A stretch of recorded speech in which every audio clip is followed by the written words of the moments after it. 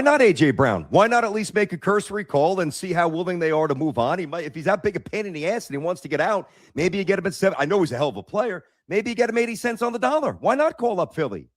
Well, I don't know if the Jets are on that timeline, though, AG. I mean, BT. I mean, that's a team like the Patriots, maybe one player away or one or two players away. I don't think the Jets are there yet. I mean, they're multiple players away. And I don't know if A.J. Brown would want to come and play with Geno Smith as his quarterback. I think he'll have some say in it. You're talking about, I think, $27 million a year.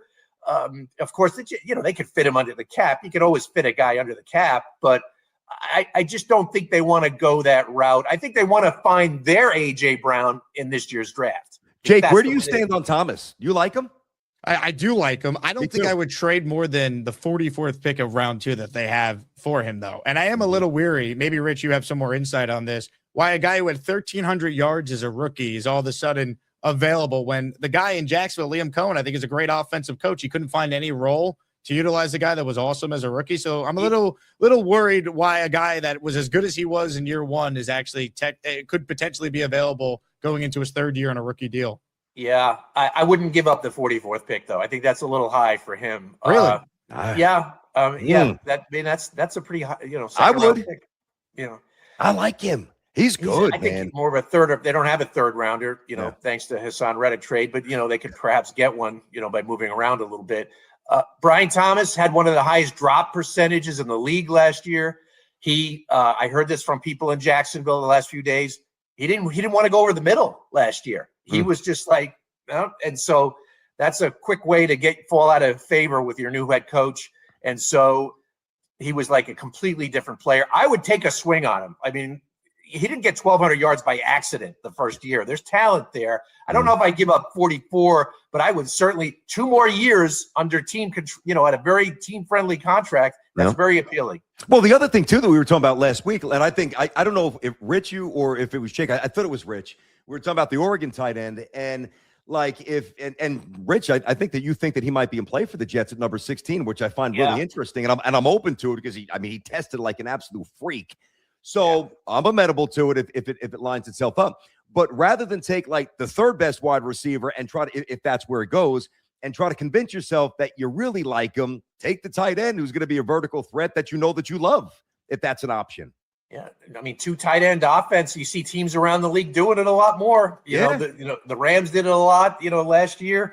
I think it's kind of a thing now. And if you line up Mason Taylor and Kenyon Sadiq, that's a lot of matchups, favorable matchups right there if used properly.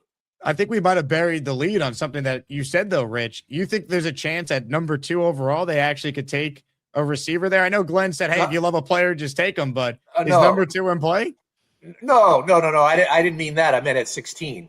So their second. I got it. Their second first-round pick. You're saying, yep. Yeah, no, they're not going to take a receiver at 2. I think it'll be a defensive player there. But that would be. It's not a great. I talked to scouts.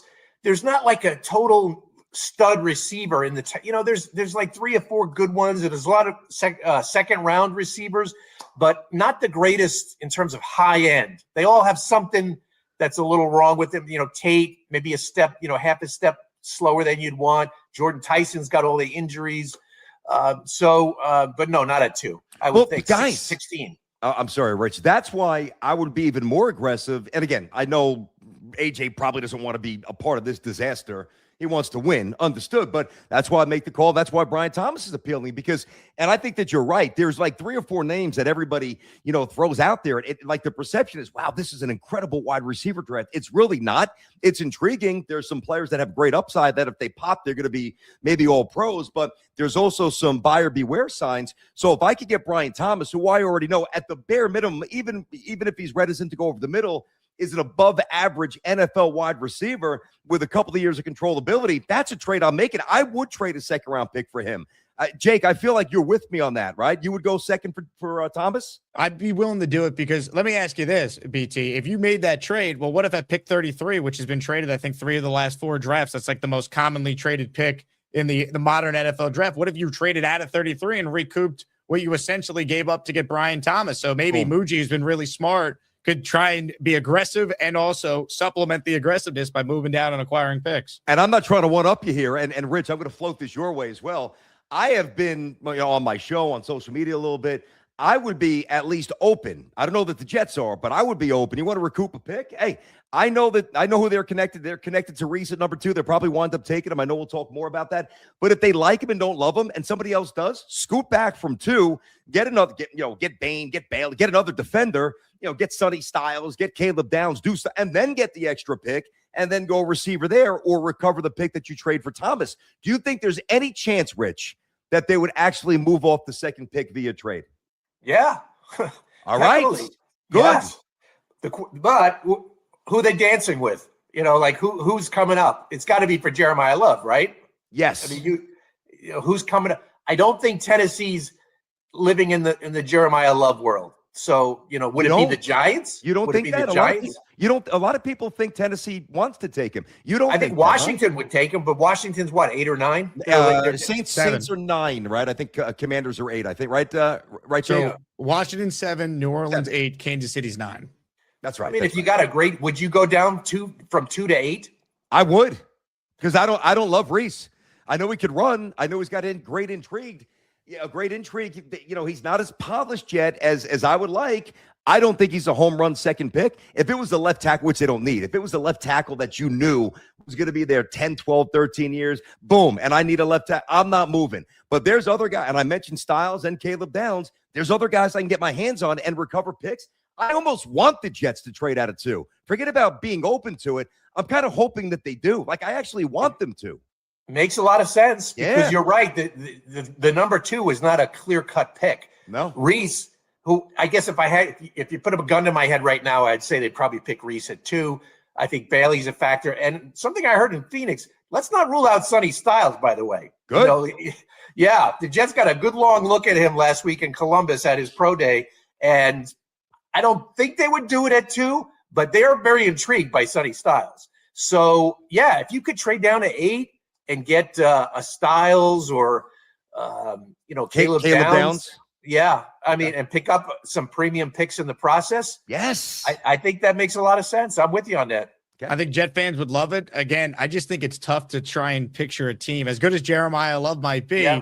It's tough to picture a team trading that much to move up. Because if let's play it out. If you're a team that's moving from 7 or 8 all the way up to 2, I'd imagine Darren Muji's asking for the team's first round pick a year from now, right? I don't think you could just do maybe a second round pick. I don't know. That's enough to go from 8 to 2. Yeah, it's a lot for a non-quarterback. Yeah. That's why, as good as Love is, teams, I should have done my research. When's the last time a team traded up in the top 10 to get a running back? I think Trent Richardson way back when, and that didn't work out, obviously. But, you just don't see it that often. I think Muji would be totally open to it. I think the phone lines are open, but who's going to make that call? It's hard to find someone, for a non-quarterback. You're watching the Jets Collective, episode 2, presented by Prize Picks. So, Rich, as we're on the topic here of some draft buzz, what did you learn about the Jets workout with Ty Simpson? I think it was you who had the report. They didn't just work him out. They took him out to dinner. They had the entire brass there, including Frank Reich, the offensive coordinator. What intel did you gain about the Jets' interest or maybe lack thereof in Ty Simpson, the quarterback at Alabama? Yeah, they had the 2, Muji and Glenn were there, of course, and they brought Musgrave and Reich. So that to me is telling. And they had dinner with him the night before. This was at the tail end of their scouting tour across America, which I was tracking. I tracked it online with the private jet. It's very easy to track, so I could tell exactly what. That's great reporting right there. Yeah, wow. Exactly when and where they were going all the way through the country of the tour. But they got in. They had dinner with him. They did some classroom work, and from what I understand, no surprise here. He's very impressive on the whiteboard. He's a smart quarterback. The coaches loved him. But he's a coach's kind of quarterback, but is he a scout's kind of quarterback? There's a difference. The scouts are looking for the traits, like the size, the arm strength, the speed. That's not where he checks the boxes. He checks it with his cerebral approach, the ability to get to the line of scrimmage and do the whole Peyton Manning thing, move guys around, read the defense, read the Mike linebacker. He's great at that stuff. So, that's where I'm Yeah. sold. He's great That's at where that. he Sold. really I want him. impressed. Sold.